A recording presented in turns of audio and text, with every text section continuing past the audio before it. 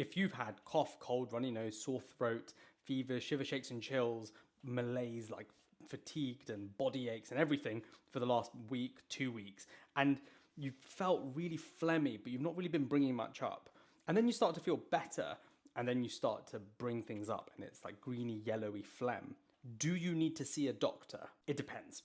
It's all about how you're feeling. Lots of people will have had a cough, cold, runny nose for a week. They'll start feeling better, but then they'll start bringing up lots of yellow, green, thick phlegm, and they'll think, oh, it's moved down into my chest. And they think they need to see a doctor. Often they don't.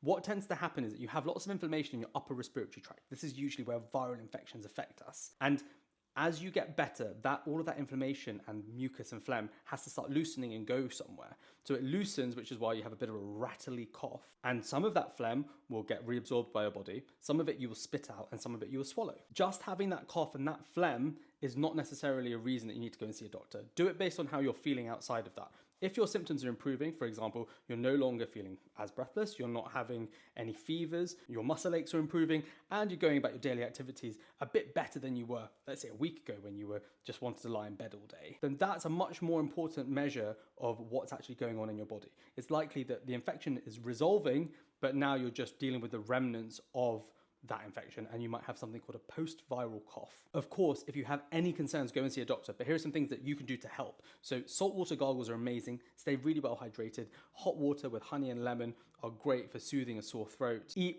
whatever you can as tolerated, but don't worry too much about it. Mixing something like apple juice with water is great for your hydration because it gives you the sugar, it gives you some electrolytes, and it gives you the fluid. And obviously, unless there's any contraindications to you using the medication, feel free to use things like paracetamol and ibuprofen if you're feeling unwell with a fever. Share this with someone who has a cough.